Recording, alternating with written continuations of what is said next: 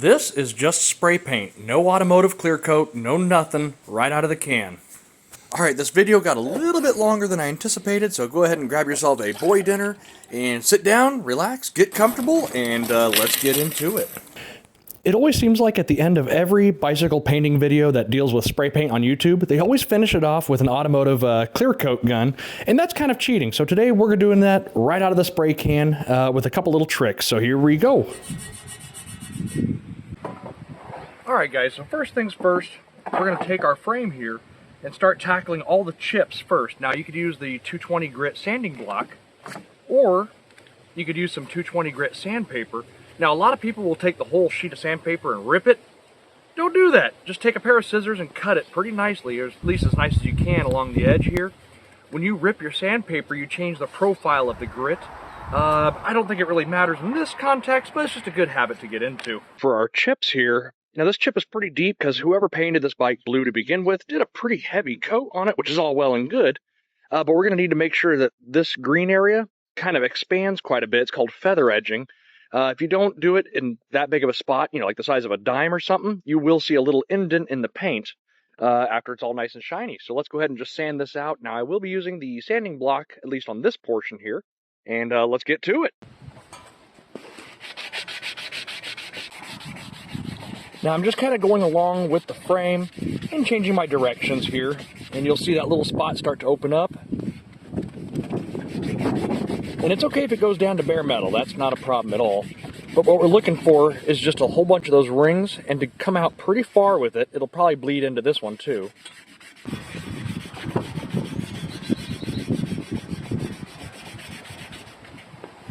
Here's what I mean by the feather edging. You can't feel anything with your fingernail anymore, or your thumb. And those rings where it goes from green to, ooh, come on camera, focus, focus. See where it goes from green to the white to the blue, and there's long rings that stretch out? That's exactly what you're looking for. It's just called feather edging. Now we're just going to take care of the rest of the chips, which there's quite a few. But just take your time, and it will do it. Now you can start with a much higher grit. Right now, like I said, I'm using 220 grit. You can start off with 100 grit and be just fine. But make sure that you step it up to 220 before we go on to the next steps. Alright guys, so now that you've tackled this chip right here, go ahead and go down the rest of the frame and get the rest of the chips. You know, if the chips are really big, like I said, you can start off with 100 grit and then work your way up to 220 after that. Got some around the dropouts as per usual. I like to get really good inside where the bearing cups are going to go. And just any kind of little chip or imperfection, if you can feel it with your fingernail, it will show up through the next layer of primer, and then of course through the spray paint. So I'm going to go ahead and do that off camera, and we'll be right back. Alright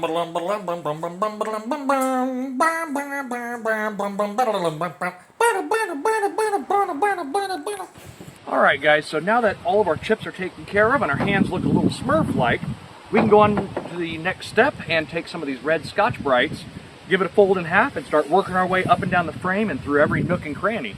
Alright guys, I think I got my microphone all fixed up, so hopefully the sound quality is a little better from here. But anyways, that Scotch-Brite, you can just feed it right through the frame and floss it through, just like you're supposed to do when you get out of the shower. So we're going to go ahead and go over everything with it, getting all inside your brake mounts, all around the seat post, everything. So let's get that taken care of.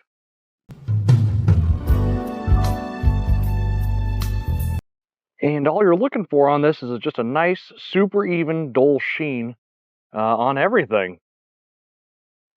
Oh, and something I forgot, guys, there's a sticker on the head tube here. So if you have a hair dryer, if your wife will allow you to borrow it, or if you have a hot air gun, let's go ahead and just get that, warm this sticker up, and get it off.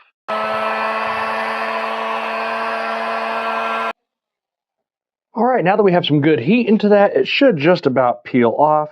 You may need to use a plastic razor blade or the end of a credit card, but here we go.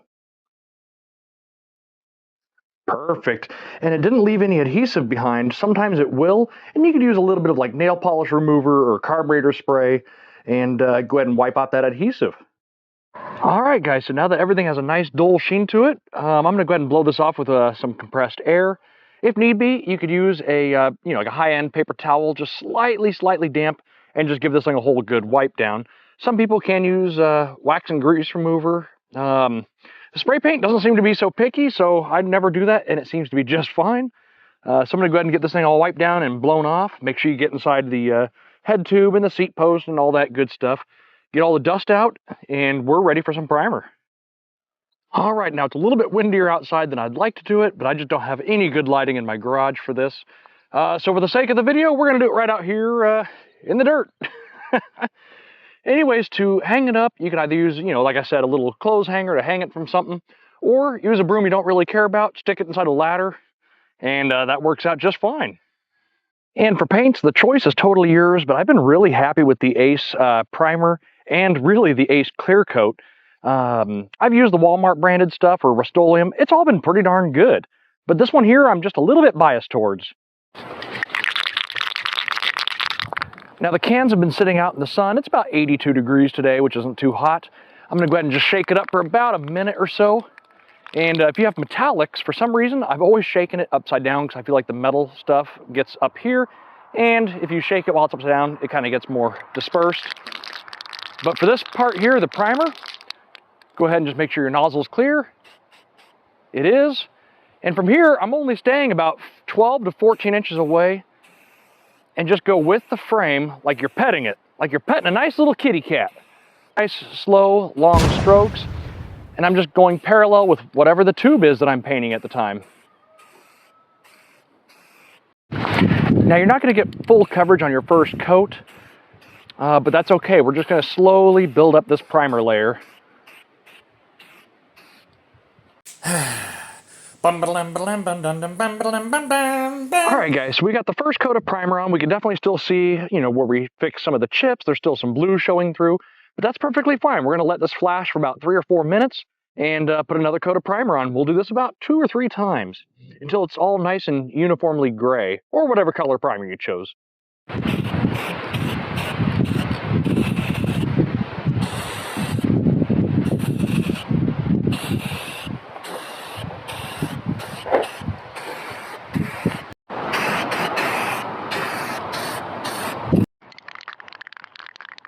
And also when it's hung like this, make sure you get, up and under every crevice, because there's quite a bit of crevices in every single bicycle. So kind of just take your time and look around it, look underneath everything, and you should be set. All right, guys, now that all your primer is done and it's sat for about 20 minutes, it's time for the fun part. So you could find this kind of paint at just about any O'Reilly's, Napa, AutoZone, etc. I like this paint a whole bunch because the metallic in it looks really good. You can still get metallics from Walmart, from the Rust-Oleum brand, which I really like from theirs, the cobalt blue, the apple red, etc. But this is what I had on hand. It's a nice green, it's a pleasing color, so we're going to go ahead and rock this one. And like I said about the metallic paints, I shake them upside down. Might be an old wives' tale, but that's how I've done it for the past 15 years, and it's been just fine. And just like with the primer, we're going to stay about 12 to 14 inches away. We're going to lay, it's going to take quite a few coats. You're not going to do full coverage on the first one, and you don't want to do that either. What we're going to do is to do about 2 or 3 really light coats from about 14 inches away. We're going to let that start to tack up, and then we'll do one final pretty heavy coat, and that'll really smooth things over. Then we move on to the clear coat. All right, the paint's all nice and stirred, and let's go ahead and lay some color on her.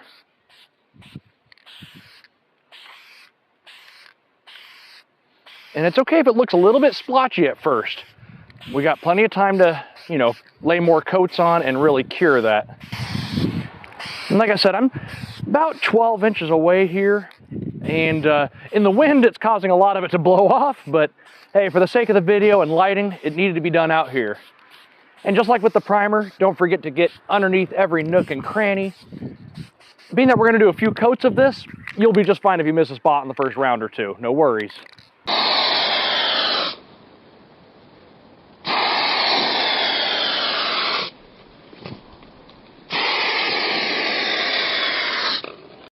And you'll see here that I am a little bit closer than 12 or 14 inches away. Every can kind of has a different pressure and how much volume comes out of it. So you'll kind of have to maybe just practice on the broomstick over there. That'll give you a good tube to practice on. This can here, and especially being that I'm outside in the wind, I'm having to be about 7 to 8 inches away. And that's just fine. You'll feel what's right. The spray can and how your pattern is, it'll tell you.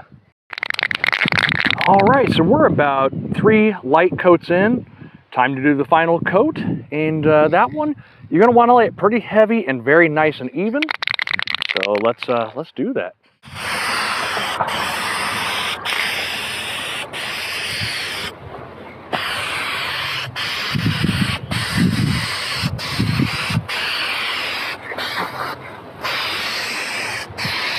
All right, guys, and with the final coat of color on, we're going to let this sit for about 12 minutes and go ahead and bust out the clear coat. But we're looking really good. That's a fun color. All right, it's been about 12 minutes. The paint seems plenty dry. You'll see it flash down. It'll go from really shiny out of the can and become not so shiny. And that's where the clear coat comes in. But we've also got one more step after this that's super easy and makes a huge world of difference. It's what separates a bicycle from looking like it was spray painted and then looking professional. At least as professional as you can get for under 20 bucks on a Saturday. And just like with the previous paints, I'm going to start about 14 inches away with my clear coat. And if it needs more, more coverage and a little bit thicker of a layer, we're going to go ahead and move on in.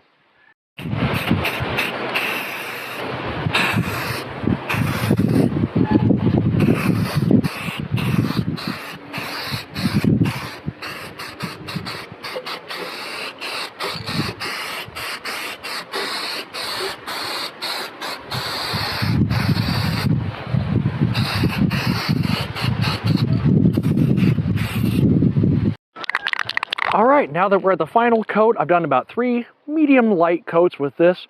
What I'm going to do is I'm going to paint the bottoms of all the tubes and then do the top really heavy. The overspray is actually what causes a lot of those, like the bumpy kind of feeling across spray paint. Now we're going to take care of that in the final step, but this helps alleviate some of the time. So I always like to work the bottom of the tube, work my way to the top, and also work my way from the front down to the back of the bicycle, because less people are looking back there than they are up here. So let's lay on the final and pretty darn heavy coat.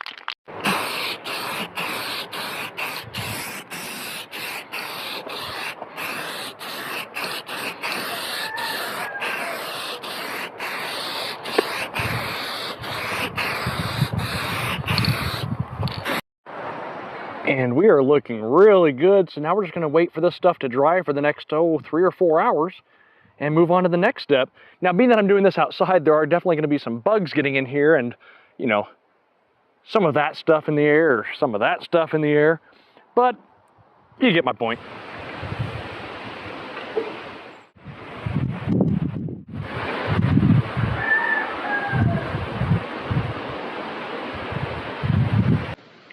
All right, guys, so what we're going to do is take some automotive polish or wax, whichever you'd like, and a microfiber with the little tag torn off so it doesn't scratch the paint, and really work it into this frame. It's going to take probably 45 minutes or so, but that'll help take this pretty nice shiny clear coat and just really elevate it and make it so much better.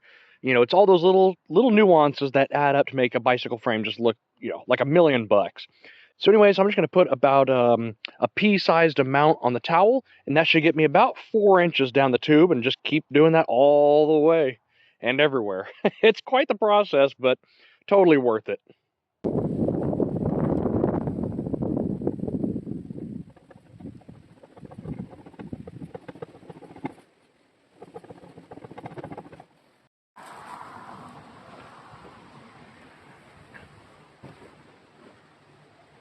And something else really cool about this process, if you're looking down at the tube, after wiping for a while, you can start to see your reflection come right out of the paint.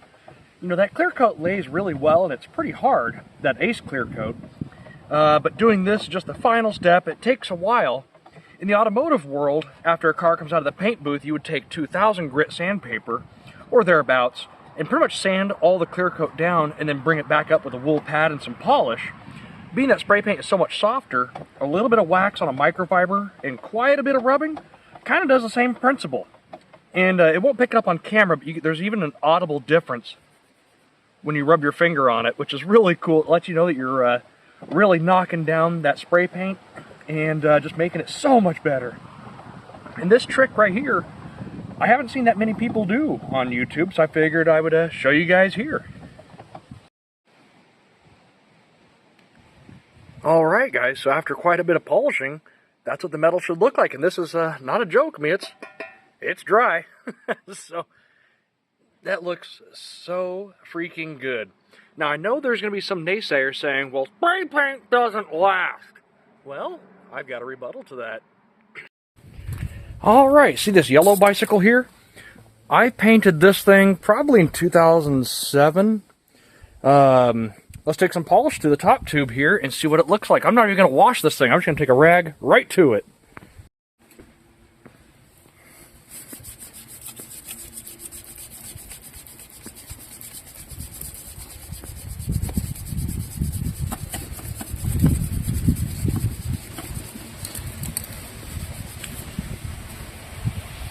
And there we have it. It's starting to get its shine back.